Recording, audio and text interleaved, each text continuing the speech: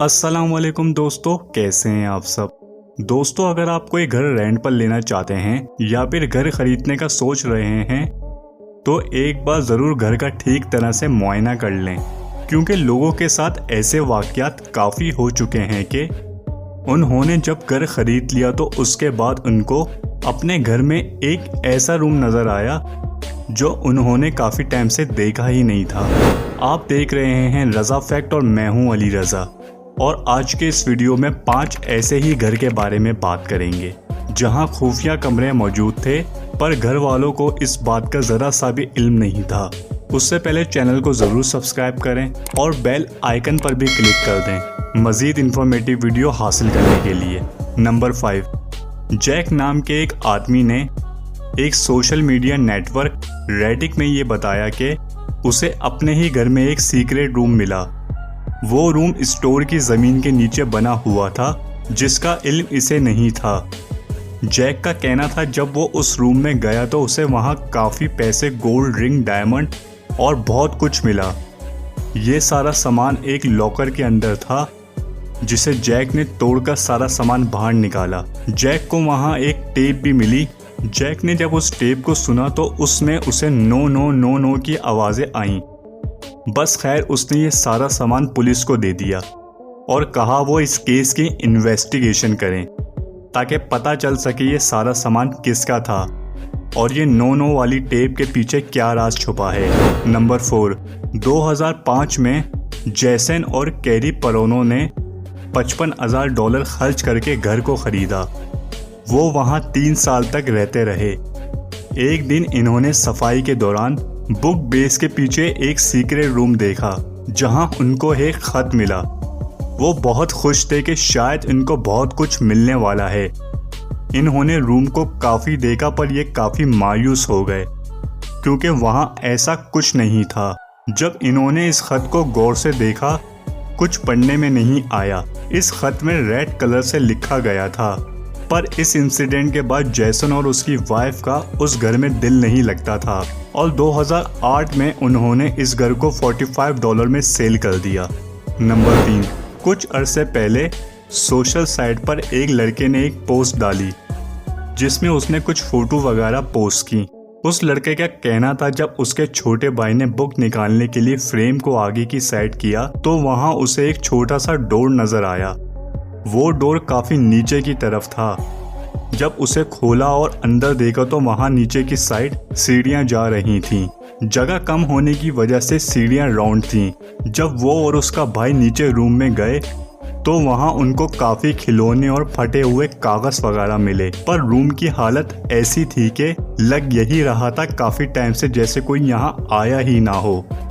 इससे पहले जो शख्स इस घर में रहता था, जब उसे इस रूम के बारे में पूछा गया तो उसने ये कहा कि उसे इस रूम के बारे में कोई इल्म नहीं। खैर, हकीकत क्या थी इस बात का आज भी नहीं पता चल सका। नंबर 2, हॉलैंड के रहने वाले ये 2 स्टूडेंट जिन्होंने एक घर रेंट पर लिया।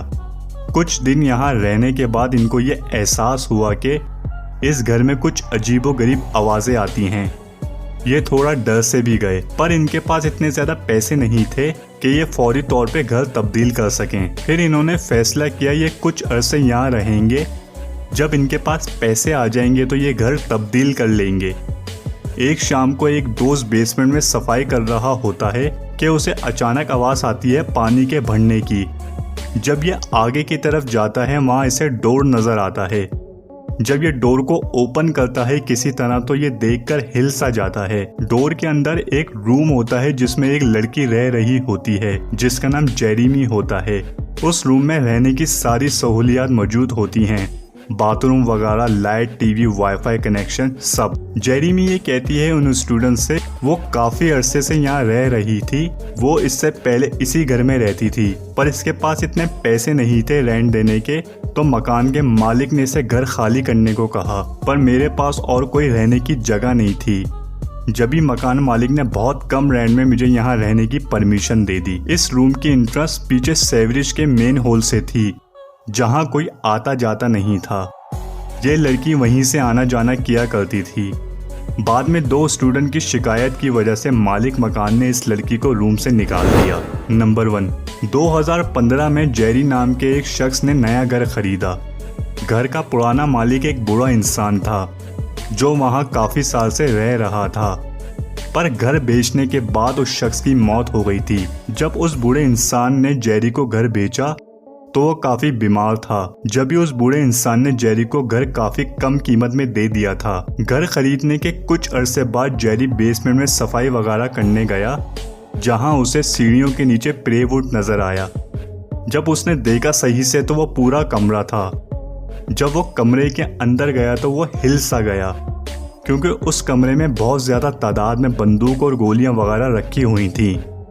यहाँ बंदूक से भरे ब्रीफ केस भी थे, बहुत ज्यादा तादाद में।